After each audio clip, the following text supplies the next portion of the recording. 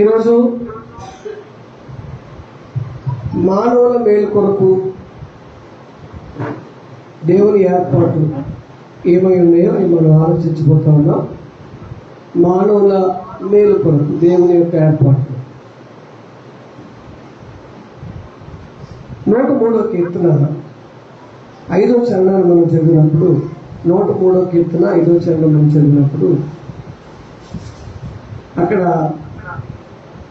మేలు చేత నీ హృదయమును తృప్తిపరుస్తున్నాడు అని చెప్తాడు. నీ ఎవరము క్రొత్తదగుచున్నట్లు మేలుతో నీ హృదయమును తృప్తిపరచుతున్నాడు. అది దేవుడు మేలుతో మన హృదయాలను తృప్తిపరిచేవాడు. మేలుతో, ఎందుకంటే దేవుడు ఎప్పుడు మేలులే ఇస్తాడండి. కీడు ఇవ్వాలని ఏ మాత్రం ఎప్పుడు ఆయన తలంచడు. ఒకవేళ మన మీద కీడు వచ్చినా తప్పించే దేవుడు. అందువల్ల మేలు అనుగ్రహించే దేవుడు. చెప్పగా చెప్పగా చెప్పగా ప్రతిమాలుగా వినకపోతే హెచ్చరించి ముందస్తు హెచ్చరికలు జారీ చేసి అప్పుడు మాత్రమే ఆయన మనం అయినప్పటికీ నిర్లక్ష్యం చేసాం కనుక అప్పుడు ఆయన ఉగ్రత కురుస్తాం తప్ప ఆ 103వ కీర్తనలోనే మనకి రాయబడుతుంది కదా. ఎందుకంటే ఆయన ఎల్లప్పుడూ యాచించేవాడు కాదు, నిత్యము కోపించేవాడు కాదు కదా. ఆయన కృపా సమృద్ధి గలవాడు, దయాదాక్షిణ్యం పూర్ణుడు. ఇలా రకరకాల అంటే ఆయన గుణ లక్షణాలు కీర్తనకారుడు జ్ఞాపకం చేసుకుంటున్నాడు. కాబట్టి మనం నమ్ముకున్న దేవుడు మనకు మేలు చేసే దేవుడు. ఆ మేలు కలుగుటకే దేవుడు చేసిన ఏర్పాట్లు ఏంటి అనేది మనం చూడబోతూ ఉన్నాం. అంతే కదా. అపోస్తల కార్యాలు 4:17 కూడా అపోస్తల కార్యాలు 4:17 అయినను ఆయన ఆకాశం నుండి మీకు వర్షమును ఫలవంతులైన ఋతువులను దయచేయచ్చు, ఆహారం అనుగ్రహించచ్చు, ఉల్లాసం చేత మీ హృదయాలు నింపుచు, మేలు చేత తను గురించి సాక్ష్యం లేకుండా లేదు అని చెప్తూ ఉంటాడు. కాబట్టి ఇంకా ఏం చేస్తున్నాడు అంటే భౌతికమైన అవసరాలు తీరుస్తూ, తగిన కాలంలో తగిన రీతిగా వర్షం కురిపిస్తూ, భూమిలో సారవంతమైన పరిస్థితి గురించి ఆహారాన్ని అనుగ్రహిస్తూ మన హృదయాలను ఉల్లసింపజేస్తూ ఉన్నాడు. కాబట్టి మనకి మేలు చేసే దేవుడు. రోమపత్రిక 8:28 మనందరికీ తెలిసినట్టుగా దేవుని ప్రేమించే వారికి అనగా ఆయన సంకల్పం చెప్పిన పిలువబడిన వారికి మేలు కొనుటికే సమస్తమును సమకూడి జరుగుచును అని ఎరుగుదుము అంటాడు. కాబట్టి మేలు చేసే దేవుడు మనకు మేలు చేయడానికి అనేకమైన ఏర్పాట్లు చేస్తున్న దేవుడు. ఈ 3 వాక్యాలని మనం పరిశీలించినప్పుడు దేవుడు మన కొరకు, మన మేలు కొరకు ఆయన కార్యాలు జరిగిస్తున్నాడు అని మనం గమనించగలం. ఉదాహరణ లోకాసు వార్త 11:11-13 మనం చదివినట్లయితే అక్కడ ఒక ఉపమానం తీసుకున్నవారు చెప్తూ తండ్రి బిడ్డల కొరకు ఎలాంటివి ఇస్తాడు అనే దాని గురించి చెప్తూ ఉంటాడు. అవును, మర్చిపోయాను. ఈరోజు తండ్రుల యొక్క దినోత్సవం, ఫాదర్స్ డే. అందరికీ కూడా ఫాదర్స్ డే శుభాకాంక్షలు తెలియజేస్తున్నాం. తండ్రి పోస్ట్ అంటే మామూలు పోస్ట్ కాదు, తల్లి పోస్ట్ అంటే మామూలు పోస్ట్ కాదు. విలువలు మర్చిపోతున్న ఈ రోజుల్లో ఈ రోజుల్ని గుర్తుపెట్టుకుని ఆ విలువలు పెంపొందింపు చేసుకోవాలని పెద్దలు పెట్టిన ఒక ఏర్పాటు తప్ప దీన్ని తప్పుపట్టడానికి కూడా అవకాశం లేదు. తల్లి తండ్రి కుటుంబానికి పిల్లర్స్.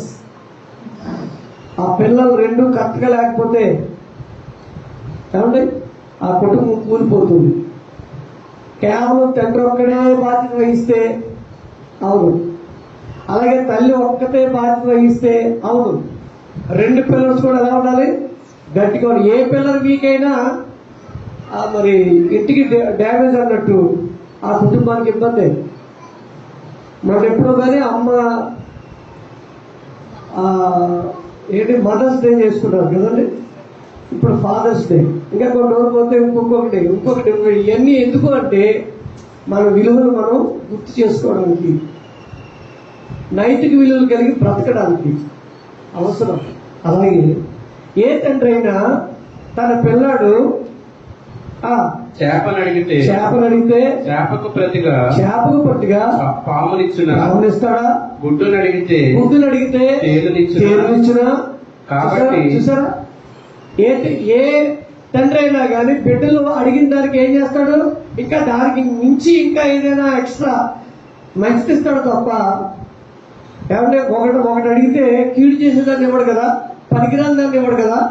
అలాగే చదవండి, మీలో తండ్రి అయిన వాడు తన కుమారుడు చేపను అడిగితే చేపకు ప్రతిగా పామునిచ్చునా? గుడ్డును అడిగితే తేలునిచ్చునా? కాబట్టి మీరు చెడ్డవారయ్యుండి ఒకసారి మీరు చెడ్డవారయ్యుండి కూడా, అంటే మనం నిజంగా ఎవరు మంచోడు కాదు, ఎందుకంటే ఎవరు మనస్తత్వంతో వాళ్ళు పోయేవాళ్ళు. ఇంకోసారి అవసరమైతే మరి మనం స్వార్థపుత్రం కూడా ఆలోచించేవాళ్ళు అయ్యి ఉండొచ్చు. ఏది ఏమైనప్పటికీ మీరు చెడ్డవారు అయ్యండి మీ పిల్లలకు మంచి ఈవులను ఎరిగినగా పరలోకమందున్న మీ తండ్రి తను అడుగు వారికి పరిశుద్ధాత్మని ఎంతో నిశ్చయంగా అనుగ్రహించారు. కాబట్టి చెడ్డవారైన తల్లిదండ్రులు కూడా తమ బిడ్డలకు మంచి ఇవ్వాలని ఆలోచన చేసినప్పుడు తండ్రి అయిన దేవుడు పరిశుద్ధుడు, నీతిమంతుడు, అలాంటి ఆయన మనం అడిగితే ఎవడా?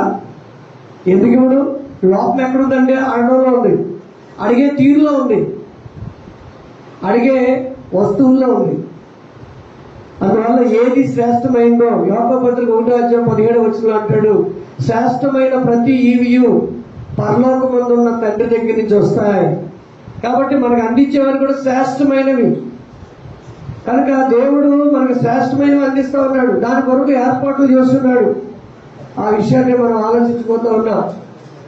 మనం ఈ పాఠంలో చర్చించుకునే విషయాలు ఏంటి అంటే చాలా ఉన్నాయి. అన్నీ ఈ వారం అవదు, ఇన్ని వారాలు వద్దు, అన్ని వారాలు దాన్ని కొనసాగించుదాం. ఏది ఏమైనా దేవుడి గురించి, దేవుడు మనకు చేస్తున్న మరి మేళ్ళు ఏవైతే ఉన్నాయో, మనకి ఇస్తున్న ఆశీర్వాదాలు ఏవైతే ఉన్నాయో వాటన్నిటి గురించి కూడా ఒక అవగాహన కలిగి ఉండాలి. అందువల్ల ఈ పాఠంలో మనం ఈ విషయాలు చర్చిస్తూ ఉన్నాం. మానవుల మేలు కొరకు దేవుడు సృష్టిని ఏర్పాటు చేశాడు, దాని క్రమాన్ని ఏర్పాటు చేశాడు. మానవుల మేలు కొరకు క్రీస్తు యొక్క బలి, ఆ బలి ద్వారా పాప విమోచన. మానవుల మేలు కొరకు అపోస్తుల బోధ. మానవుల మేలు కొరకు దేవుని కుమారులుగా స్వీకరించే పద్ధతి, ఏర్పాటు. మానవులకే మేలు కొరకు క్రీస్తు సంఘం. మానవుల మేలు కొరకు పరలోక పట్టణం. ఇన్ని ఏర్పాట్లు దేవుడు చేశాడు. ఇదంతా కూడా మన మేలు కొరకే. మనం ఒక కోణంలోనే ఆలోచించి ఒక విధానంలోనే దేవుడిని అర్థం చేసుకోవడానికి మనం ప్రయత్నం చేస్తూ ఉన్నాం. మనకి ఏది అవసరమో దేవుడు అవన్నీ కూడా మనకి ఏర్పాటు చేస్తున్నాడు. సహోదరులారా గమనించుదాం. ఇవి అంచెలంచెలుగా సమయాన్ని బట్టి ఒక్కో దాన్ని వివరించుకుంటూ వెళ్దాం. మానవుల మేలు కొరకు దేవుని యొక్క సృష్టి ఎలా జరిగిందనేది మనం చూద్దాం. సృష్టి,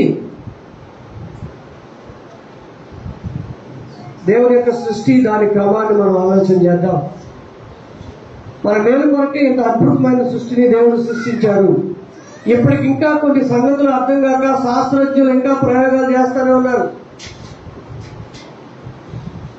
దేవుడు నోటి మాట చేత, తన వాక్కు చేత కలుగును గాక అంటే కలిగించాడు. ఇంత గొప్ప సృష్టి, ఆ సృష్టి ఎవరి కోసమో ఆలోచిస్తే ఇంత గంభీరమైన సృష్టి నా కోసం ఏర్పాటు చేశాడంటే నేను ఆ సృష్టిలో ఎలాంటి వాడిని అని మనం ప్రశ్నించుకోవచ్చు. ఇర్మియా గ్రంథం 10:12 ఇర్మియా గ్రంథం 10:12 అక్కడ మాట్లాడుతున్నాడు. ఆయన తన బలము చేత భూమిని సృష్టించాడు.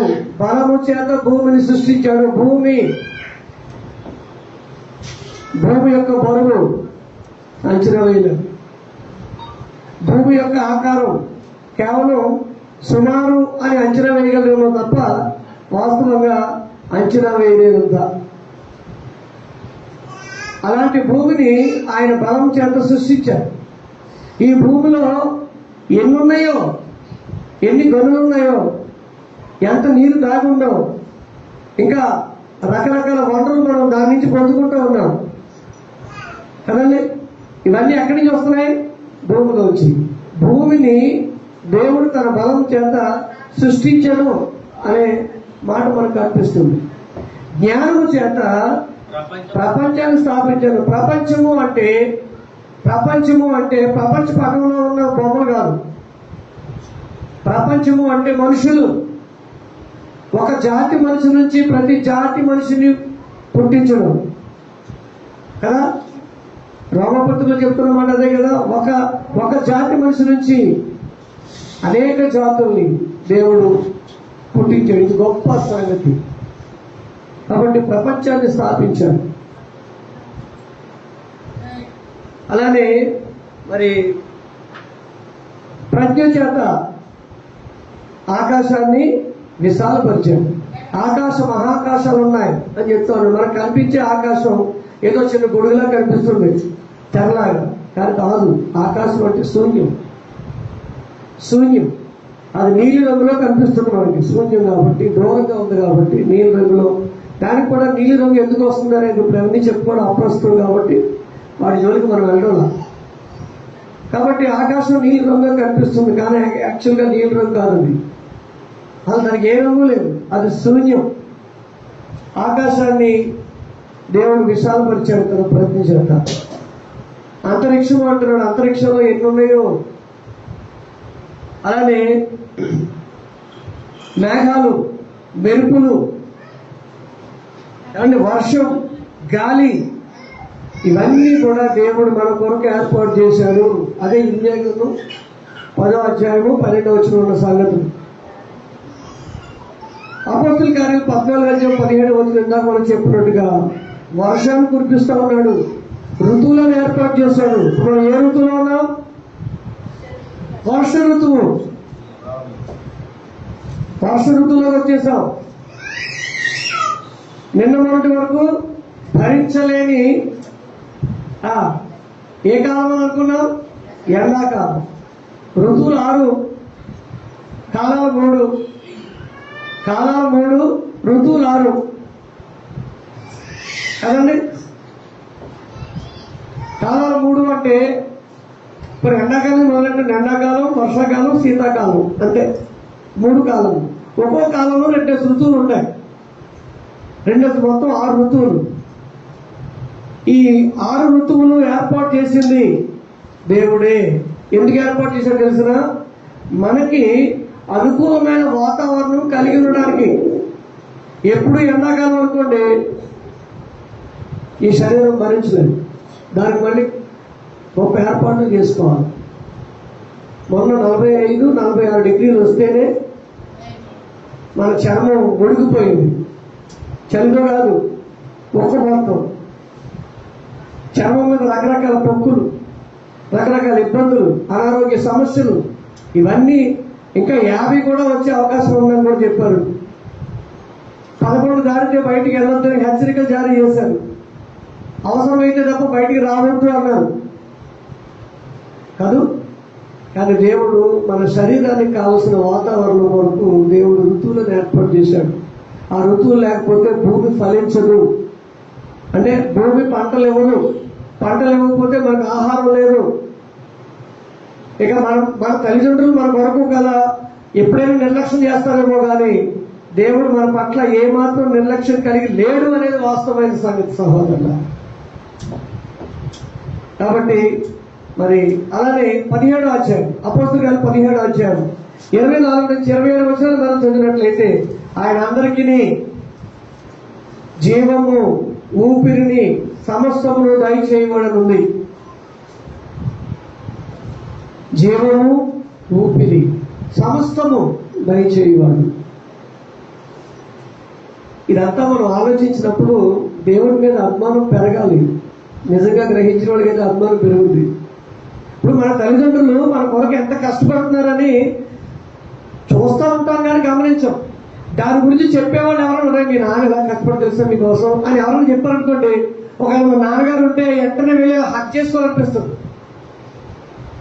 కదా. ఒకవేళ లేడు అనుకోండి, ఎంత బాధపడిపోతామో. మా నాన్నగారు ఉండగా నాకు ఈ విషయాలు తెలియలేదు, లేకపోతే అప్పుడప్పుడు నేను చిరాకు పడేవాడిని, లేకపోతే మా నాన్నగారు మాట నిర్లక్ష్యం చేసేవాడిని, అది కూడా లేకుండా చూసుకునేవాడిని. మా నాన్నగారు అంతగా కష్టపడ్డారా అని బాధపడతాం కదా. అలాగే మన తండ్రి అయిన దేవుడు మన కొరకు ఎలాంటి ఏర్పాట్లు చేశాడో భూమి మీద, అసలు భూమిని సృష్టించిందే మన కోసం. ఎంత గొప్పవాడు మనం. భూమిని సృష్టించిందే నీ కోసం, నా కోసం. అందువల్ల మరి దేవుని యొక్క సృష్టి, దాని క్రమాన్ని మనం ఆలోచించిపోతూ ఉన్నాం. కొన్ని డీటెయిల్గా చెప్పలేం కానీ చూసుకుంటూ వెళ్ళిపోతున్నాం. ఆదికాండం 1వ అధ్యాయము 5-31 వచ్చిన ఇంటికి వెళ్ళి చదువుకోండి. చదివితేనే ఆయన మీద అభిమానం ఏర్పడుతుంది, చదివితేనే ఆయన మీద ప్రేమ ఏర్పడుతుందండి. అది చదివి అర్థం చేసుకుంటేనే నా తండ్రి నా కోసం ఇన్ని చేస్తే నేను ఆయన కోసం ఏం చేస్తున్నాను అనే ఒక ప్రశ్న మనలో ఉత్పన్నం అవుతుంది. అప్పుడు ఆటోమేటిక్గా ఆయన యందు భక్తి శ్రద్ధలు ఏర్పడతాయి. మరి సృష్టి క్రమాన్ని మనం ఆలోచన చేస్తే ఆదికాండం బైబిల్ వివరిస్తుంది దేవుని యొక్క సృష్టి క్రమాన్ని.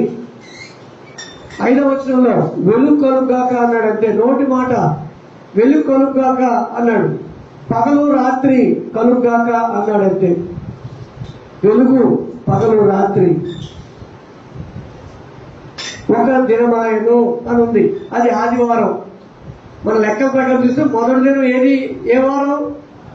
ఆదివారం. అక్కడ ఆదివారం లేదు కానీ మొదటి దినమాయను, 1వ దినమాయను, దేవుడు అది మంచిగా చూశాను అన్నాడు. ఇప్పుడు మన లెక్క ప్రకారంగా అది ఏ వారం అనమాట? ఆదివారం అనుకోవచ్చుగా. మొదటి వారం ఆదివారం కదా, రైట్.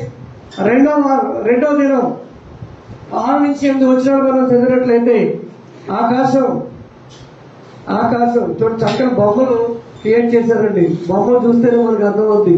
బిడ్డలు చాలా శ్రమ పడుతున్నారు. మనందరం తరపున వారికి అభినందనలు తెలియజేస్తాం. చక్కగా మీరు అలా బోర్డు చూస్తున్నాం. రెండవ దినం ఆకాశాన్ని ఏం చేశారు తెలిసిన? ఆకాశం అంటే ఏమీ లేదు, మనం అనుకున్నాగా శూన్యమని. దేవుడు ఏం చేశాడు? జలాలు ఉన్నాయంట. ఆ జలాలు పై జలాలు కింద జలాలు విడదీశారట. కింద నీరుంది, పైన నీరుంది. ఏమంటే పైన నీరుందా? ఉందనే బైబిల్ చెప్తుంది. మనకు కనిపించే మేఘాలు ఏంటనుకున్నారు? నీరేది. ఇదంతా ఒక సిస్టమ్ దేవుడు ఏర్పాటు చేశాడు. ఇందా మనం చదువుకుని ఇర్మియా గ్రంథం 10:12 ఆయన ఆవిరిని ఎక్క చేశాను అంటాడు. ఆవిరిని ఎక్క చేశాను? సూర్యరశ్మి వల్ల ఇక్కడ ఉండే నీరు ఆవిరవుతుంది. ఆవిరి నీరు మేఘాల రూపంలో మన పైన ఉన్నాయి. ఎప్పుడైనా చల్లగా తగిలితే అవి వర్షిస్తాయి. ఏం సిస్టమ్ అండి ఇది! పెట్టిన తర్వాత శాస్త్రజ్ఞులు కనుక్కుంటున్నారు. శాస్త్రజ్ఞులు పెట్టింది కాదు ఇది, దేవుడు పెట్టిన ఏర్పాటు. అది మేఘం ఢీకొంటే మెరుపులు వస్తాయి. ఏంటంటే అది ఎలా సాధ్యం? నీరు అంటున్నారు కదా, నీరు అక్కడ ఎలా ఉంటుంది? ఘన రూపంలో ఉంటుంది. మేఘం ఢీకొట్టుకుంటే ఏమొస్తాయి? మెరుపులు పడతాయి. మెరుపుల్లోంచి ఏమొస్తుంది? పిడుగులు పడతాయి. ఇదంతా గొప్ప ఏర్పాటు దేవుడు చేసింది. కాబట్టి మరి రెండవ దినాన్ని ఆకాశాన్ని దేవుడు ఏర్పాటు చేశాడు. అది సౌరం అనుకున్నాం. అలానే మూడవ దినాన్ని భూమి, సముద్రాలు, మొక్కలు ఏర్పాటు చేశాడు. భూమి కింద జలాలు చూసన్నాడు. ఈ కింద జలాల నుంచి 6 నెలల కనపడగాక అన్నాడు. అంతే ఆటోమేటిక్గా ఆయన మాటండి, శక్తి కలిగిన మాటది. కాబట్టి కింద జలాల నుంచి 6 నెలలు వచ్చింది. చుట్టూ ఏముందన్నమాట? నీళ్లున్నాయి. చుట్టూ నీరుంది. పైన భూమి పైకి వచ్చింది. అందుకనే మనకు చుట్టూ నీరు, భూమి నీటికి పైగా ఏర్పడిన ఒక ఉప్పెత్తుగా ఉండే ఒక ప్రాంతం అన్నమాట. కొన్ని చోట్ల 4 పక్కల నీరు ఉంటుంది, దాన్ని దీవి అంటారు. కొన్ని చోట్ల 3 పక్కల నీరు ఉంటుంది, దాన్ని ద్వీపకల్పము అంటారు. ద్వీపకల్పము. ద్వీపము అంటే 4 పక్కల నీరు ఉండేది, ఐలాండ్. ఏమండి? మరి 3 పక్కల నీరుండి ఒక పక్కన భూభాగం అలా ఉంటే దాన్ని ఏమంటారంటే ద్వీపకల్పము అంటారు. ఇవన్నీ కూడా ఉన్నదాన్ని కొనుక్కున్న శాస్త్రజ్ఞులు దీన్ని రూఢిగా చెప్తా ఉన్నారు. అందువల్ల భూమి, తర్వాత సముద్రాలు, మొక్కలు. భూమితో ఏమన్నా చేసిన దేవుడు, నువ్వు మొక్కలు మొలిపించుగాక, చెట్లు, ఫలాలు ఇచ్చే చెట్లు, చెట్టు ముందా విత్తనం ముందా అని ఒక పిచ్చి ప్రశ్న వేస్తుంటాం మనం. ఎందుకంటే మనం జ్ఞానం కదా అది. బైబిల్ ఏం చెప్తుందంటే చెట్టే ముందు, విత్తనం లేకుండా చెట్టు ఎలా వచ్చిందండి? విత్తనం లేని చెట్టును దేవుడు సృష్టించాడు. అందువల్ల చెట్టే ముందు, చెట్టు తర్వాత విత్తనాల తర్వాత మళ్ళీ దాని నుంచి వారి జాతి ప్రకారంగా మొక్కలు. ఇవన్నీ ఎవరి కోసం తెలిసిన? నీ కోసం, నా కోసం. మన గొప్పతనం పెరిగిపోతుందండి. దేవుడి దృష్టిలో మన ప్రాధాన్యత ఎంత ఉందో తెలిసిపోతుందా? ఒక తండ్రి తన కొడుకు ఎక్కడి నుంచో వస్తున్నాడని అనేసరికి ఓ పెద్ద ఫంక్షన్ చేయాలని నిర్ణయించుకున్నాడు అనుకోండి. ఆ ఫంక్షన్ యొక్క ఏర్పాట్లు చూసిన వారు ఎవరి కోసం అంటే అబ్బాయి అండి. వాళ్ళ అబ్బాయి ఎక్కడి నుంచి వస్తున్నాడు?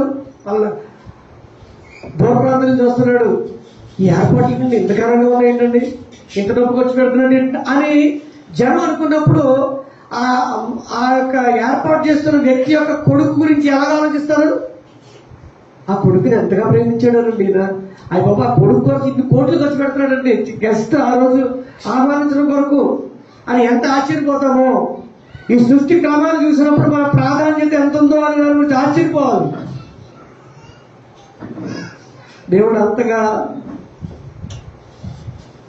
మనల్ని హెచ్చించి, మనల్ని ప్రేమించి ఈ ఏర్పాటు చేశాడండి. 4వ దినాన్ని సూర్యుడు, చంద్రుడు, నక్షత్రాలు. సూర్యుడు, చంద్రుడు అనేది పగలకేమో సూర్యుని కాపలా పెట్టినట్టుగా, రాత్రులేమో చంద్రుని కాపలా పెట్టినట్టుగా 2 జ్యోతులు, పెద్ద జ్యోతి, చిన్న జ్యోతి. నక్షత్రాలు ఇవన్నీ కూడా ఏర్పాటు 4వ దినాన్ని జరిగింది. ఇక 5వ దినాన్ని మీరు 4వ దినం 14 నుంచి 19 వచనం చదివితే మనకు అర్థమవుతుంది. 3వ దినం అయితే 9 నుంచి 13 వచనాలు ఆలోచిస్తే ఈ విషయాలు తెలుస్తాయి. ఇక 5వ దినం 20 నుంచి 23 వచనాలు. ఈ వచనాల్లో మనం చూసినప్పుడు పక్షులు, జలచరాలు, జలరాశులు. జలచరాలు అంటారు కదా, జలచరాలు, జలరాశులు కాదు, క్షమించారు. జలరాశులు ముందుగానే పుట్టించబడ్డాయి. జలచరాలు అంటే ఆకాశంలో పక్షులు ఎగురుగాక అన్నాడు అంతే దేవుడు. అది ఎన్ని రకాల పక్షులు మేము చూస్తుంటాం ఇక్కడ. ఒకసారి అనుకుంటాం మనం చాలా అదృష్టవంతులు కదా, ఈ కొండవారు ఉన్నాం, ఎన్ని పక్షులు వస్తున్నాయో. మీరు వెళ్ళినప్పుడు చూడండి, డిస్టర్బ్ చేయకండి.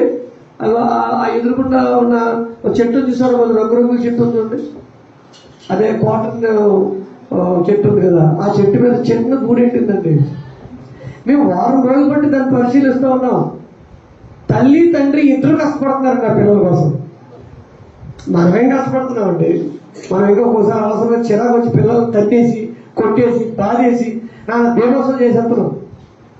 కానీ ఆ చిన్న పిల్లలు పెంచడానికి తల్లి అలాగెళ్ళి ఒక పురుగుని తెస్తుంది, తండ్రి ఇలాగెళ్ళి 2 అక్కడే ఉంటున్నాయి.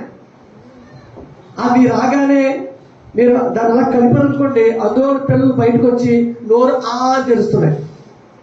అంటే వాళ్ళ అమ్మ నాన్న వచ్చారని, మాకు ఎవరో ఆహారం పెట్టడానికి వచ్చారని ఇలా తెరిచి అక్షేపుస్తున్నాయి. అవి ఎప్పుడైతే ఇలా వాలిందో ఆ స్పర్శను బట్టి ఆటోమేటిక్గా లోనవి ఇలా బయటకు వచ్చి నోరు ఇలా తెరుస్తున్నాయి.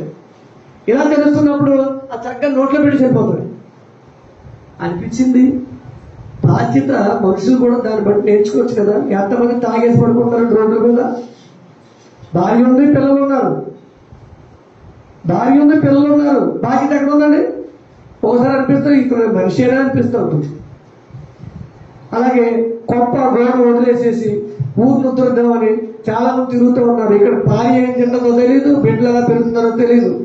ఊరిని ఉద్ధరిద్దామని ముందు నువ్వు ఇంటి ఉద్ధరించుకో, ఊరు తర్వాత ఉద్ధరించుకుంది కాదు. ఆ బాధ్యత పక్షులు నేర్పిస్తుంది. వాటి పర్లేదా హాయిగా ఎగిరేసి అవి తినేసి రావచ్చు. కానీ జస్ట్ అండి అలాగే వెళ్తున్నాయి, తెచ్చేస్తున్నాయి, పెట్టేస్తున్నాయి.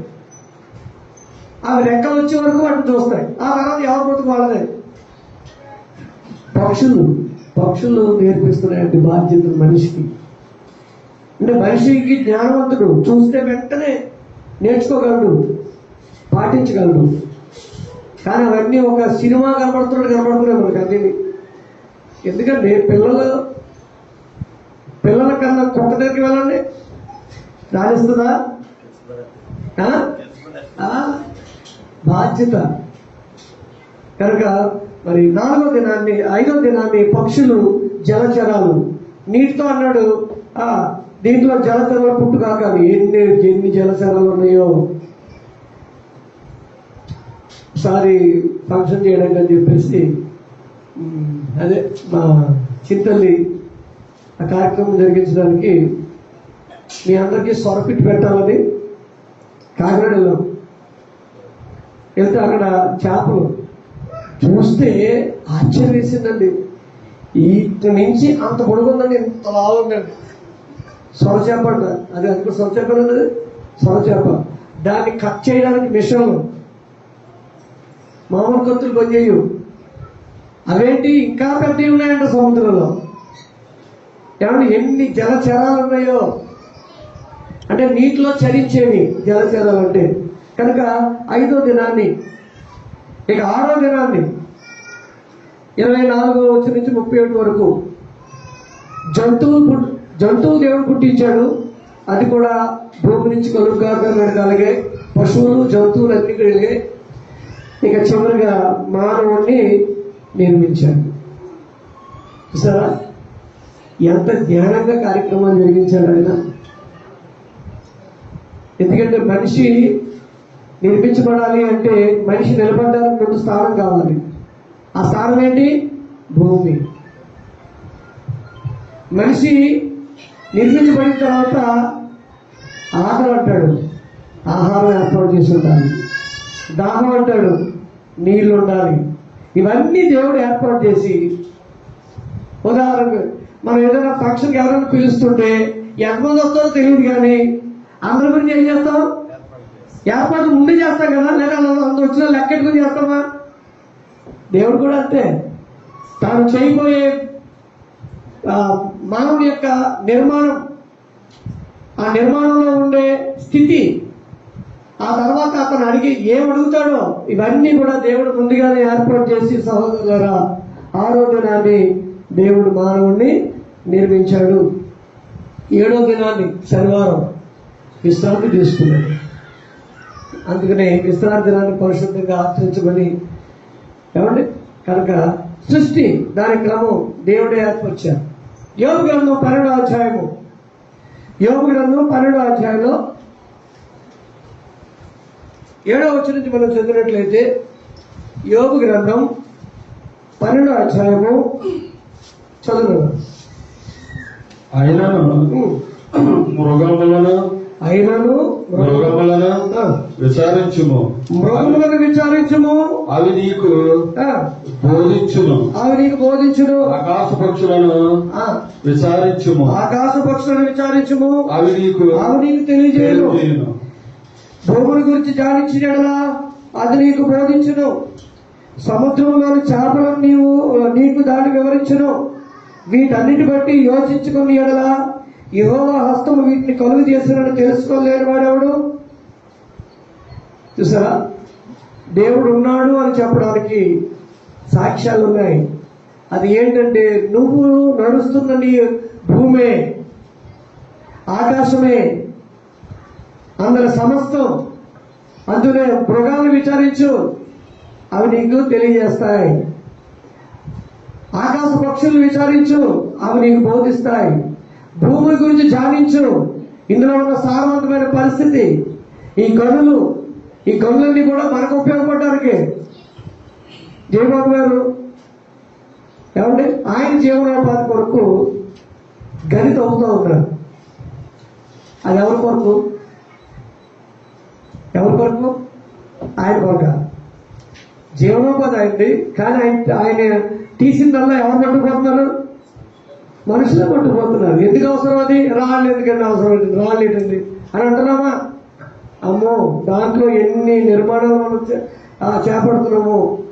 అలాంటి గనులు చూస్తే ఆ గనులు అలా కనబడుతున్నాయి. ఇంకా లోతుకి వెళ్తే, వేరే చోటుకి వెళ్తే మెరిసే రాళ్ళు, ఇంకా లోపలికి వెళ్తే ఏమంటే మనకి పెట్రోలు, ఇంకా లోపలికి వెళ్తే ఇంకా వేరే చోట అబ్రకం, ఇంకా ఏవో చూస్తుంటే పేర్లు వింటేనే మనకు ఆశ్చర్యం. అవన్నీ కూడా మన కొరకు, మన ఉపయోగం కొరకు దేవుడు భూమిలో దాచించాడు. కాబట్టి భూమిని దాచించిన ఎడల యెహోవా హస్తము వీటిని కలుగు చేయలేదు అనేవాడు ఎవడున్నాడు? ఎవడు? డైనింగ్ టేబుల్ మీద అన్నం ఉంది, కూరలు ఉన్నాయి, తినేసిన తర్వాత చేయగట్టుకుని వెళ్ళిపోతే నువ్వు అన్నం తిన్నా కదా, ఎవరెవరు ఏర్పాటు చేస్తారు, దాని కూడా పెద్ద ఉంది అని అనుకుని వెళ్ళిపోతే మళ్ళీ ఏమంటారు చెప్పండి? డైనింగ్ టేబుల్ వచ్చిన ఆహారం ఊరికి వచ్చిందా? రా మెటీరియల్ అది కాదు. రా మెటీరియల్ని మీకు రుచికరంగా ఎవరో ఒకరు తయారు చేశారు. ఆ ఆహారాన్ని ధ్యానిస్తే ఆహారం చెప్తుంది, నన్ను తయారు చేసిన వాళ్ళు ఉన్నారయ్యా కిచెన్లోని. అలాగే మీ చేతి పెట్టుకున్న వాచ్, ఏమంటే మీరు వాడుతున్న వస్తువులు, ఇవన్నీ చూస్తే ఒకరు ఎవరో మీకోసం చేశారు అనేది ఎలాగా అది నోరు లేకపోయినా తెలియజేస్తున్నారు. అలాగే సృష్టినంతటిని ఆలోచన చేస్తే దేవుడు ఉన్నాడు, యెహోవా హస్తము వీటిని కలుగు చేసింది అని చెప్పలేని వాడు ఎవడు అని చెప్పుకొస్తూ ఇంకా మాట్లాడుతాడు. చూడండి, కింద చదవండి. ఇంకా జీవరాశుల ప్రాణమును మనుషులందరి ఆత్మలను ఆయన వశములో ఉన్నాక గుర్తుపెట్టుకోండి. జీవరాశులకి ప్రాణం మాత్రమే ఉంది, మానవులకి ఆత్మ కూడా ఉంది. అది ఇద్దరికి తేడా.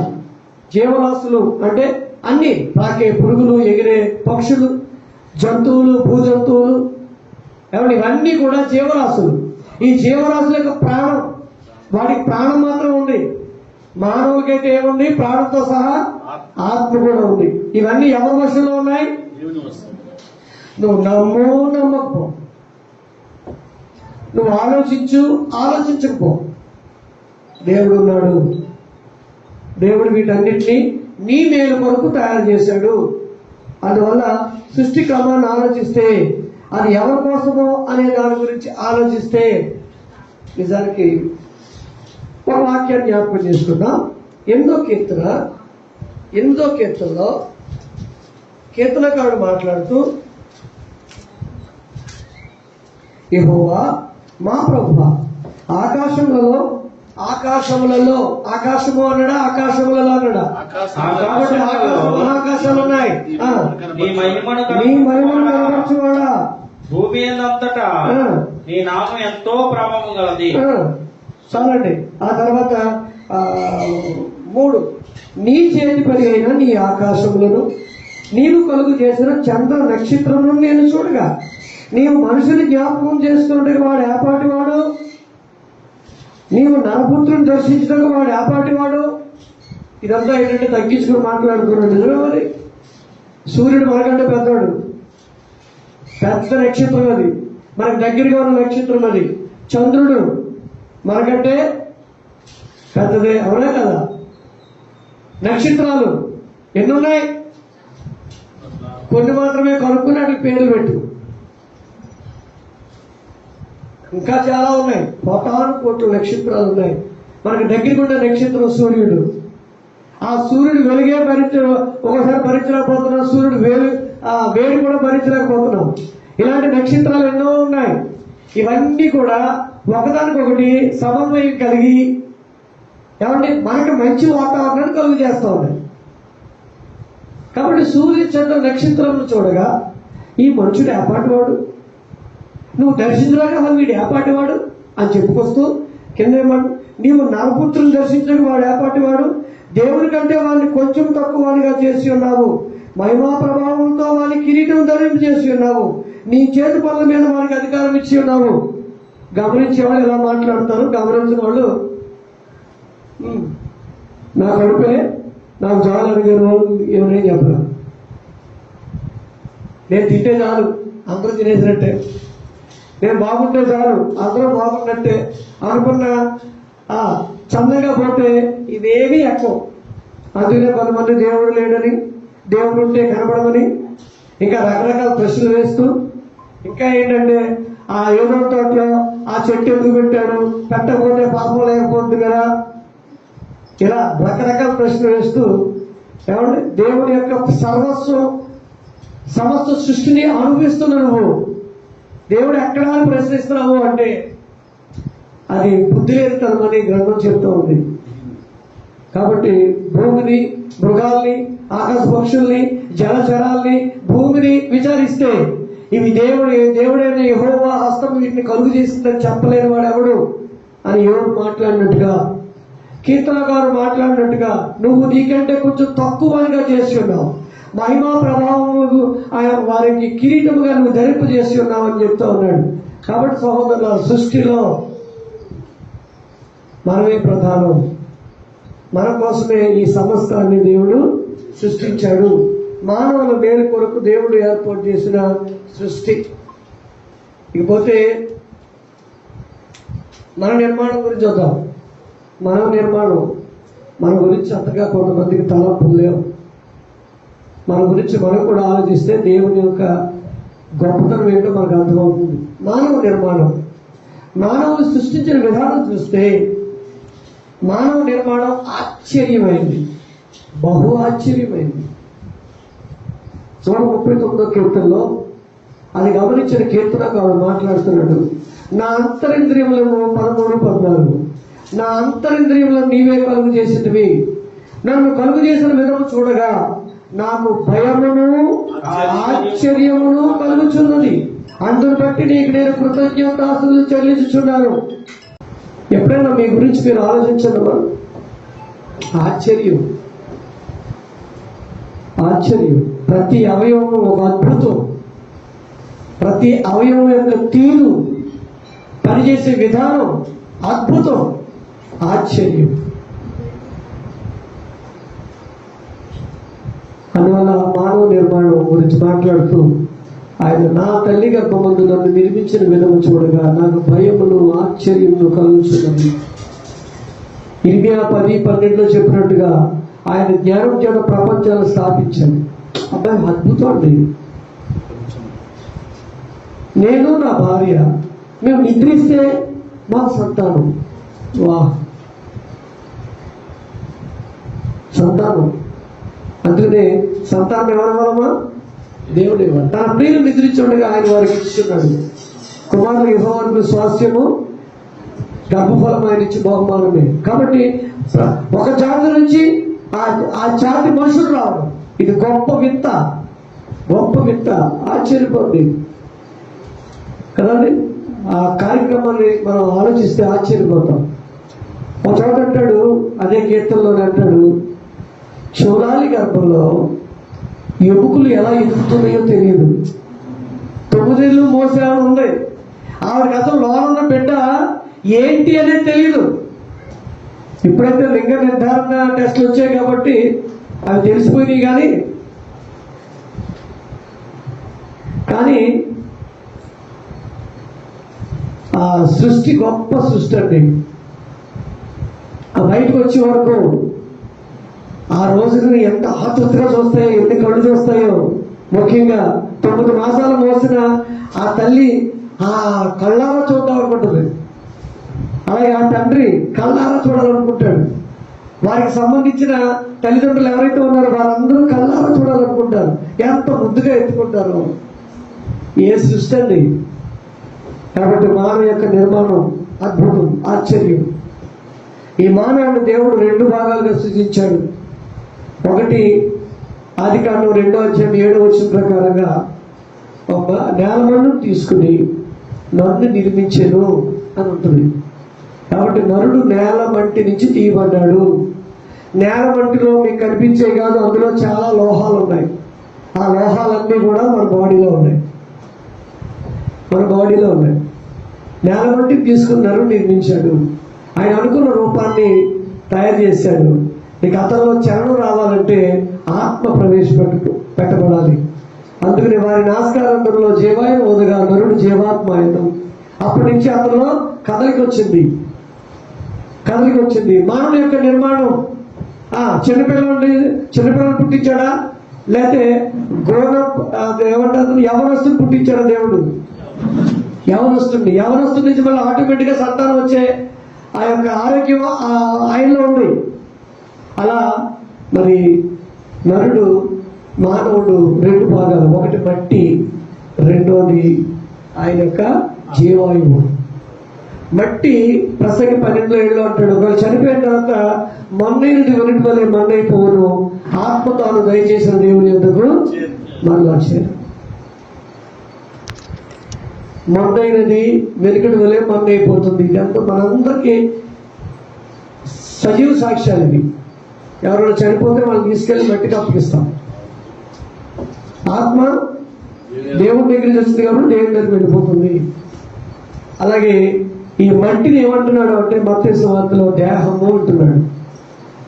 10:22 మత్తయి సువార్త 10:22 దేహము అంటున్నాడు. దేవుడి దగ్గర నుంచి వచ్చింది ఆత్మ. అక్కడ మాట్లాడుతున్న మాట ఏంటంటే, మీకు దేహాన్ని చంపే వారి కోసం మీరు భయపడవద్దు, కానీ దేహాన్ని ఆత్మను నరకంలో వేయగల శక్తి గల దేవుడికి మీరు భయపడండి అని చెప్తాడు. కాబట్టి మానవుడు రెండు భాగాలు. ఎప్పుడు కూడా మర్చిపోతుంది సోదరులుగా.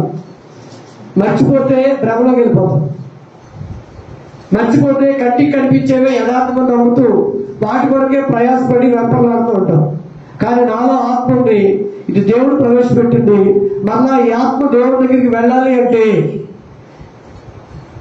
ఈ శరీరంతో నేను ఆత్మకు జీవం కలిగే కార్యక్రమాలు చేయాలి అనే ఆలోచనతో స్పృహతో మనం బతుకుతాం.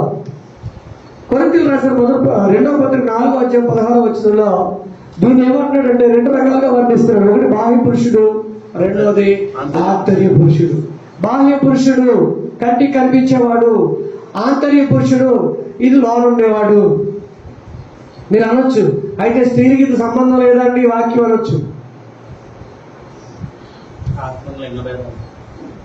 ఆత్మకు లింగభేదం లేదు, శరీరానికి మాత్రమే లింగభేదం. ఈ లింగభేదం కూడా ఎందుకు అంటే కేవలం సంతానం కొరకు,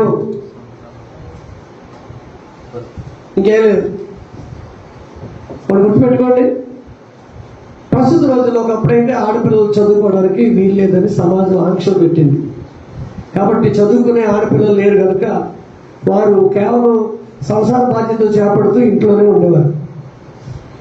ఏమండి, ఉద్యోగం పురుష లక్షణం అని ఉంది కాబట్టి ఉద్యోగం అంటే అన్నీ వస్తాయి. కాబట్టి కష్టపడి పురుషుడు కుటుంబాన్ని పోషించాడు కనుక పురుషుడు బయటకు వెళ్ళేవాడు, స్త్రీలు ఇంట్లో ఉండేవారు. ఇంట్లో అన్ని కార్యక్రమాలు ఆమె నిర్వహించేవారు, కుటుంబాన్ని చూసేవారు. మగాయన బయటికి వెళ్ళి తెచ్చేవాడు, ఇంటికి ఇస్తాడు. ఆ రకంగా కుటుంబాలు పోషించబడేది. అదే ఒక వ్యవస్థ ఇంత ముందు నడిచింది. కానీ ఇప్పుడు ఏంటంటే స్వాతంత్రం వచ్చిన తర్వాత మన స్వాతంత్రం కాదు, ఏమంటే మేము కూడా మనుషులే కదా, మేము అడగదొక్కడుతున్నామని స్త్రీలందరూ ఏమంటే పోరాడిన తర్వాత వాళ్ళకు కూడా చదువుకునే అవకాశం, వారికి కూడా ఉద్యోగాల్లో అవకాశం, నేడో రేపు చట్టసభల్లో కూడా అవకాశం, ఇలాంటివన్నీ కూడా మరి పోరాటాల వల్ల జరిగినాయి. ఏది ఏమైనప్పటికీ స్త్రీ పురుషుల యొక్క అవయవ నిర్మాణంలో తేడా ఉంది. ఆ తేడా కేవలం ఏంటంటే సంతానం కలగడానికి మాత్రమే. ఉద్యోగాలు చేయడంలో వాళ్ళు ఉంటే, పనులు చేయడంలో వాళ్ళు ఉంటే మీరు అనుకోవచ్చు, సున్నితంగా పెరిగిన పురుషుడు కొంచెం బలంగా చేయగలిగే స్త్రీల ముందు ఈ సున్నితంగా పెరిగిన పురుషులు కూడా పనిచేయాలి. అవునండి జయబాబు గారు, నేను ఒక 4 గుణపు పోట్లు వేస్తే అలిసిపోతాను, ఆయాసం వస్తుంది. ఎందుకంటే అది నాకు అలవాటు లేదు పని కాబట్టి. అదే కొంతమంది స్త్రీలు గోతు తవ్వుతూ ఉంటారు, కాలువ తవ్వుతుంటారు. ఎలా కష్టపడతారంటే ఇలా కళ్ళు మూసి కళ్ళు తెరిచేలోకి ఇక్కడి నుంచి అక్కడికి వెళ్ళిపోతారు పోయి ఆ కాలువ. మగవాళ్ళ కంటే ఎక్కువగా చేయగలరు కాబట్టి పనులన్నీ మామూలేనమ్మా. అయితే కొంచెం బలంలో కొంచెం తేడా ఉంటుంది కాబట్టి మగవాళ్ళు చేసిన పనులు వేరుగా ఉంటాయి, ఆడవాళ్ళు చేసిన పనులు కొంచెం సున్నితంగా అనిపిస్తూ ఉంటాయి. ఏది ఏమైనప్పటికీ అవయవ నిర్మాణం ఎందుకు డిఫరెంట్ అంటే ఓన్లీ మన స్వజాతిని మనం అభివృద్ధి చేసుకోవడానికి దేవుడు ఏర్పాటు చేసిన ఆ నియమం తప్ప మిగతావన్నీ ఒక్కటే. ఈ శరీరానికి మాత్రమే ఈ భేదం తప్ప ఆత్మ, పురుషాత్మ స్త్రీ ఆత్మ లేదు. ఆత్మలన్నీ కూడా ఒకటే. ఆత్మలన్నింటినీ దేవుడు ఏమంటాడంటే పురుషులుగానే ఆయన వర్ణిస్తూ ఉన్నాడు. కాబట్టి బాహ్య పురుషుడు, ఆంతరిక పురుషుడు అని అంటే బాహ్యంగా కనిపించే దేహం, అంతరంగంగా ఉండే ఆత్మ. దానియేలు గ్రంథం 7:15 అంటాడు, నా దేహములో నేను అంటాడు. అక్కడ నా దేహము నేను. చూడండి, 2 మాటలు ఉపయోగిస్తాడు. నా దేహము అంటే కంటికి కనిపించే దేహం, నేను అంటే అసలైన వ్యక్తి వారున్నాడు, ఆత్మ. ఈ రీతిగా దేవుడు మానవ నిర్మాణం చేశాడు. ఈ బాహ్య పురుషుడు అనే వారి గురించి ఆలోచన చేద్దాం. కొరింథీయులకు రాసిన 2వ పత్రిక 5వ అధ్యాయం 1వ వచనంలో, కొరింథీయులకు రాసిన 2వ పత్రిక 5వ అధ్యాయము, భూమి మీద మన గుడారమైన ఈ నివాసము శిథిలమైపోయినను చేతి పని కాక దేవుని చేత కట్టబడినది నిత్యమైనది నివాసము పరలోకమందు ఎరుగుదుము. కాబట్టి ఇక్కడ 2 మాట్లాడుతున్నాడు. ఒకటి గుడారం, దాని గుడారంతో పోలుస్తున్నాడు. గుడారము, ఇల్లు, దాంట్లో మనుషులు. ఇప్పుడు వాస్తవం ఇల్లా, దాంట్లోనే మనుషులా? ఏమో ఇప్పుడు ఇల్లు మనుషుల కోసమా, లేకపోతే ఇంటి కోసం మనుషులా? మనిషి కోసమే ఇల్లు. అది పాట అవ్వచ్చు, పెంకిటిల్లు అవ్వచ్చు, రేగిల్లు అవ్వచ్చు, లేకపోతే డాబా అవ్వచ్చు, కానీ మనుషులు ప్రాముఖ్యం. అలానే ఇందులో ఏమంటున్నాడు, ఆ గుడారము దేహము, అందులో ఉన్న ఆత్మ ప్రాముఖ్యం. గుడారం శిథిలమైపోయిన కొంతకాలానికి ఏమైపోతుంది, శిథిలమైపోతుంది. అందువల్ల శరీరము మరి ఆత్మకు గుడారము అని చెప్పబడుతోంది. ఏమండి, మరి తీయదు కానీ మీకు విషయాలు చెప్తాను, సమయం లేదు కనుక. మేము ఇక్కడ చెప్పే లేఖనాలన్నీ కూడా ఇక్కడ చెప్పేవారి యొక్క ప్రతిభను కనపరచుకోవడానికి కాదు సహోదరులారు, అది ముందు గమనించాలి. కేవలం ఏంటంటే ఆధారం కోసం లేఖనాలు మీకు వివరిస్తున్నాం. అందుకని అన్ని చదివించట్లా, సమయం అయిపోతుందని. ఈ మైక్ ద్వారా వినేవారు, లేకపోతే ఈ యొక్క వీడియో చూసేవారు, లేకపోతే మేము పంపించే ఆడియోలు వినేవారు చక్కగా ఒక పేపర్ తీసుకుని నోట్ చేసుకుంటే మీకు విషయాలన్నీ కూడా సాక్ష్యాలతో సహా రుజువు చేయబడతాయి. కాబట్టి ఇక్కడ మరి కొరింథీయులకు రాసిన 1వ పత్రిక 6వ అధ్యాయం 19వ వచనం అంటాడు, మీ దేహము పరిశుద్ధాత్మకు నిలయమై ఉన్నదని మీరు ఎరుగరా. కాబట్టి దేహము పరిశుద్ధాత్మకు నిలయం, దేహము ఆత్మ గుడారం. అలాగే ఆత్మ తన పనులన్నీ శరీరం ద్వారా చేస్తుంది. తర్వాత శరీరానికి మరి ఏం కావాలి, ఆహారం కావాలి. భౌతికమైన అలంకరణ అంటే ఏదో వికృతంగా కాదు, చక్కని దుస్తులు, చక్కని కావలసిన ఆభరణాలు, కాబట్టి దానికి సంబంధించిన అలంకరణ, ఇవన్నీ కూడా శరీరానికి సంబంధించినవి. శరీరం దేంతో పోల్చబడిందంటే గ్రంథంలో నీడ అంటున్నాడు. నీడ కాసేపు ఉంటుంది, కాసేపు తర్వాత మాయమైపోతుంది. ప్రసంగ గ్రంథం 6:12 చెప్పినట్టుగా, పేతురు రాసిన 1వ పత్రిక 1వ అధ్యాయం 24 చెప్పినట్టుగా గడ్డి పువ్వు లాంటిది. యాకోబు పత్రిక 4వ అధ్యాయం 14వ వచనం ప్రకారం ఆవిరి వంటిది. ఇన్ని వివరిస్తున్నా నీ జీవితం ఎంతయ్యా అని అంటున్నా, ఎందుకో దీని మీదే దృష్టి. ఇది కొంతకాలం వరకు ఉండదు అని తెలిసిన దీని మీద దృష్టి. దీని యొక్క ఆయువు ఎంత తెలిసిన 120 సంవత్సరాలు మోషే కాలం నుంచి. మోషే కూడా 120 సంవత్సరాలు బ్రతికాడు. అలాగే మోసే రాస్తూ 91 ఎత్తుల్లో అంటున్నాడు, 70 అధిక బలం ఉంటే 80. అయినను ఆ జీవితం ఆయాసము దుఃఖమే. కనుక మరి మానవుని యొక్క జీవితం, ఈ భౌతికమైన జీవితం ఎలాంటిది అనే దాని గురించి మనం ఆలోచన చేశాం. ఇక ఆత్మ అంతరంగ పురుషుడు లేక ఆంతర్య పురుషుడు పుట్టినప్పుడు దేవుని స్వభావం కలిగి ఉన్నాడు. ఆ ఆత్మ ఏం కలిగి ఉన్నాడు?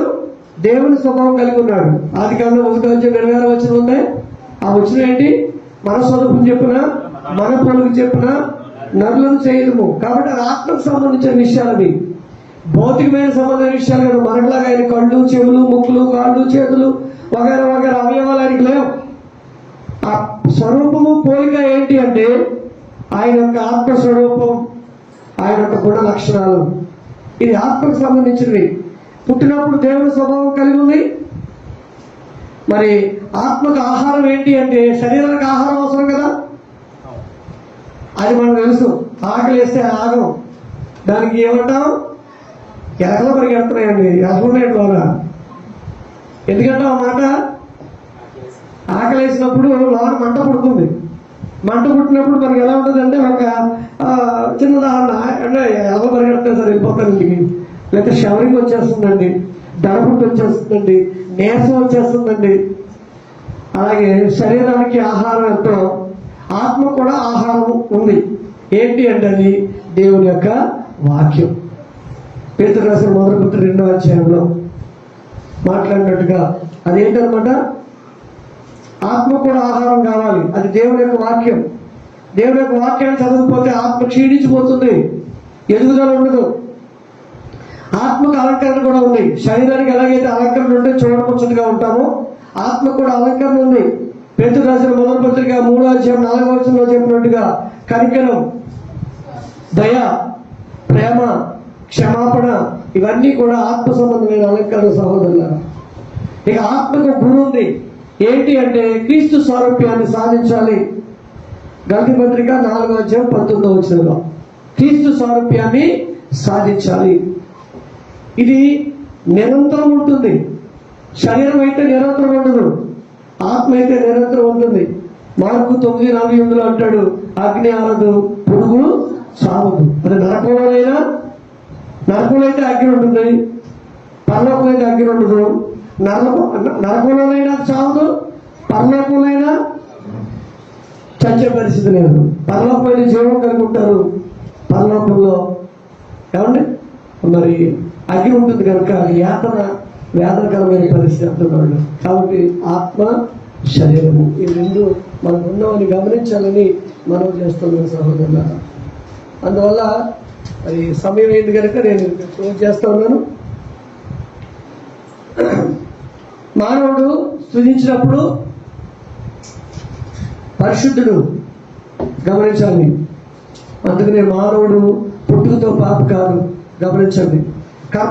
కర్మ పాపాలు అంటాడు, అలా కర్మలే లేవు, పాపాలే లేవు. తన బతికినంతకాలం చేసే కర్మల వల్ల అతనికి వచ్చే ఫలితం తీర్పు దినాన్ని ఉంటుంది, అంతే తప్ప వెంటాడు. అది బైబిల్ చెప్తున్న విషయం. దేవుని స్వరూపం ఆయన పోలికి చెప్పిన పుట్టించబడ్డ మనం యథార్థవంతులం. కాబట్టి మానవుడికి కొన్ని సహజమైన కోరికలు పెట్టాడు. జ్ఞాపకం చేస్తున్నాను. ఆకలి, దప్పిక, లైంగిక వాంఛ, సహవాసం, గొప్పవారుగా ఉండాలని, భద్రతగా ఉండాలని కోరికలు దేవుడు సహజంగా మానవుడు పెట్టాడు. ఈ కోరికల వల్లే శరీరము రోజు రోజుకి ఎదుగుతుంది, ఆరోగ్యాన్ని చేకూర్చుకుంటుంది. కనుక దేవుడిచ్చిన ఆయుష్ ప్రకారంగా బ్రతుకుతుంది. ఇవి కూడా ఆత్మ సంబంధంగా మనం ఆలోచించవలసిన పరిస్థితులు ఉన్నాయి. ఆకలి, దప్పిక, నీతి కొరకు ఆకలి దప్పులు గలవారు ధన్యులు, పరలోక రాజ్యము వారిని అంటున్నారు. కాబట్టి ఈ ఆకలి దప్పుకెళ్ళి ఆత్మ సంబంధంగా ఏముండాలి అంటే, ఆకలి దప్పుకున్నప్పుడు దాన్ని తీర్చుకోవడానికి ఎంత ప్రయాసపడి కష్టపడతామో, అలాగే ఆత్మ సంబంధంగా ఎదగాలి అనే కోరిక ఉన్నప్పుడు నీతిని సంపాదించుకుంటే, వాక్యం చదువుకుంటూ వాక్యానుసారంగా బ్రతికితే మనం ఆకలి దప్పులు తీర్చుకున్నట్లు లెక్క. ఇక లైంగిక వాంఛ అనేది కేవలం శరీరానికి సంబంధించింది, ఆత్మకి ఏమాత్రం సంబంధించింది కాదు. ఈ వాంఛ వల్లే పిల్లలు ఎదిగినప్పుడు పెళ్లి చేస్తాం, వారి ద్వారా సంతానాన్ని ఆశిస్తాం, వారు కూడా వారు బాగా పెంచుతారు, వారు పెద్ద అయిన తర్వాత వారికి పెళ్లి చేస్తారు, వారి ద్వారా సంతానం. అలాగే ఈనాడు మన భారతదేశంలో 146 కోట్ల మంది ఉన్నారు. 146 కోట్ల మంది. కొన్ని దేశాల్లో అయితే 1 కోటి మంది ఉన్నారంట. ఏమండి? కొన్ని దేశాలు అయితే 3-4 కోట్లే ఉన్నారు. మనం ఎక్కడ 146 కోట్లకి రీచ్ అయిపోయాం. ఇదంతా ఎలా జరిగింది? ఆ లైంగిక వాంఛ ఉండడం వల్లే. ఏమండి? దానివల్ల సంతానం. ఇది కేవలం శరీరానికి సంబంధించింది. ఇక సావాసం అంటే అందరూ కలిసి ఉండాలి అనే ఒక కోరిక దేవుడు పెట్టాడు కనుక ఇంతమంది ఇలా వచ్చి కూర్చున్నాం. ప్రతి పాటికి అది చేసుకుందాం, కలిసి చేసుకుందాం. దేవుడు పెట్టిన ఏర్పాటు ఇది. ఏమండి? కానీ గొప్పవాడిగా ఉండాలనే కోరిక. అందుకనే ఉద్యోగాలు సంపాదించాలని, ఆస్తులు సంపాదించాలని, ఏమన్నా మన సుఖ సౌఖ్యంతో జీవించాలని కష్టపడతాం. ఇవన్నీ వీటి ముందు మన కష్టం అనేది పెద్దగా ఇబ్బంది అనిపించదు. ఎంత కష్టపడితే అంత అన్నట్టుగా. ఏమండి? ఎలా ఉంటుందో ఆత్మ సంబంధంగా కూడా అలా ఉండాలి సహోదరుగా ఉండాలని. అలాగే భద్రత, క్షేమంగా ఉండాలి. నేను చనిపోకూడదు, చచ్చిపోతాం కానీ చనిపోకూడదు అనే కోరిక. అందుకని రోడ్డు మీద లెఫ్ట్ సైడ్ ఫాలో అవుతాం, కార్లు ఏదైనా వస్తే పక్క పోతాం. అక్కడి నుంచి ఎవరైనా అడ్డదిడ్డలు వచ్చేస్తుంటే మనం ఆమె దూరం పోతాం. చూడకపోతే ఏమో అది వేరే సంగతి. భద్రంగా ఉండాలనే కోరిక దేవుడు పెట్టాడు. అలాగే ఆత్మ కూడా భద్రంగా ఉండాలి. ఆత్మ కూడా భద్రంగా ఉండాలనే ఒక కోరిక. నేను నరకానికి పోకూడదు, నేను జీవంలోకి వెళ్ళాలి అనే కోరిక. ప్రకారం మనం ఆలోచన చేస్తే ఈ భూమి మీద ఉండగానే పరలోకానికి వెళ్ళే మార్గంలో ప్రయాణం చేస్తాం. రైట్? మానవ యొక్క జీవితం గురించి ఒకసారి మనం జ్ఞాపకం చేసుకుందాం. పుట్టినప్పుడు ఆత్మ దేహం కలిసి ఉంటాయి, మరణించినప్పుడు 2 వేరవుతాయి. ప్రసంగి 12:7 ప్రకారంగా నోవహు ముందు 900 సంవత్సరాలు పైగా బతికారు. ఏమండి? నోవహు నుండి మోషే వరకు 120 సంవత్సరాలు బ్రతికారు. మోషే తర్వాత సగటున 70 సంవత్సరాలు, 80 సంవత్సరాలు. అంటే ఆ పైన బ్రతికేది మరి వారి యొక్క స్థితిగతులను బట్టి, ఏమండి, వారి యొక్క ఏర్పాటును బట్టి, అంటే వాళ్ళు తీసుకున్న జాగ్రత్తలు బట్టి ఆధారపడి ఉంటుంది. కానీ 120 సంవత్సరాలు దాటి బ్రతికే పరిస్థితులు ఎక్కడ కనిపించవు. భూమి మీద మనం మానవులు మరి కొద్ది సంవత్సరాలు బ్రతుకుతాం. కానీ దేవుడితో నిరంతరం ఉండాలనే ఒక దేవుని యొక్క ఉద్దేశం మరి గుర్తుపెట్టుకుంటూ బ్రతకాలి. దేవుడు మానవుడిని యంత్రం వల్లే సృజించలేదనేది గమనించాలి. ఎలా సృష్టించాడు అంటే తనకు తాను పరీక్షించువానిగా సృష్టించాడు దేవుడు. కొరింథీయులకు రాసిన 2వ పత్రిక 13:5 ప్రకారంగా తనను తాను పరీక్షించువానిగా. అందుకనే ప్రభరాత్రి భోజనం మీ దగ్గరికి వచ్చినప్పుడు ప్రతి వాడు తను తాను పరీక్షించుకొని ఆ రొట్టెను తిని ఆ పాత్రలను త్రాగలను అనే మాట మనకు కనిపిస్తుంది. ఎందుకంటే మనం అలాంటి విచక్షణ జ్ఞానం కలిగిన వారు. మన గురించి మనం ఆలోచించుకోగలం, మన గురించి మనం నిర్ణయాలు చేసుకోగలం. ఎందుకంటే మన దేవుడు స్వతంత్రులుగా పుట్టించాడు. కాబట్టి మన స్వచింతాన్ని నెరవేర్చుకోవడానికి ఎంత కష్టమైనా ఉంటుందా. ఏమంటే కొరింథీయులకు రాసిన 1వ పత్రిక 7:36 సంగతి. ఎందుకంటే మనం ఏదైనా చేయగలం, చెడు చేయగలం, మంచి చేయగలం. కాబట్టి ఇది దేవుడిచ్చిన ఒక స్వతంత్రం. కానీ దీన్ని దుర్వినియోగం చేసుకుంటే నష్టపోతామని గ్రంథం హెచ్చరిస్తూ ఉంది. కాబట్టి మానవుల మేలు కొరకు దేవుడు ఇంకేమేం చేశాడో అనే దాని గురించి దేవుని చిత్తమైతే వచ్చే వారిని మనం కొనసాగించుకుందాం. మానవుల మేలు కొరకు ఈరోజు మనం ఆలోచన చేసింది ఏంటి? సృష్టి, మానవ నిర్మాణం, అది కూడా మన మేలు కొరకే దేవుడు ఏర్పాటు చేశాడు.